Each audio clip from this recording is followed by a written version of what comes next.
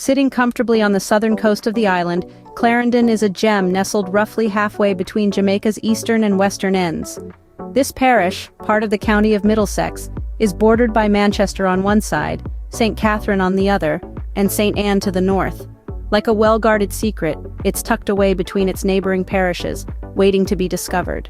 Historically, Clarendon was named after the British statesman Edward Hyde, Earl of Clarendon, showcasing Jamaica's rich colonial history. But don't let its historical roots fool you.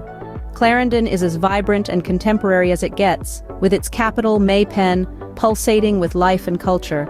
Geographically speaking, Clarendon is a tapestry of lush vegetation, rolling hills, and sparkling rivers. It's a testament to the island's tropical charm and the perfect backdrop for the everyday lives of its warm-hearted residents. Culture, you ask?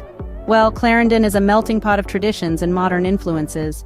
Music, art, food, sports, it's all celebrated here in full swing.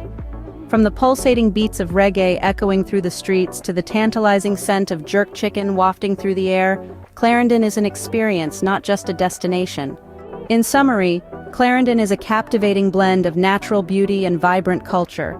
It's more than just a point on the map. It's a parish brimming with history, a hub of modern life, and a testament to the spirit of Jamaica. So there you have it. Clarendon, Jamaica, where history meets modernity, where the heart of the island beats. It's a place that once visited, leaves a mark on your heart, just like the quicksilver flash of Usain Bolt across a finish line. Thanks for watching. Please like and subscribe to the channel.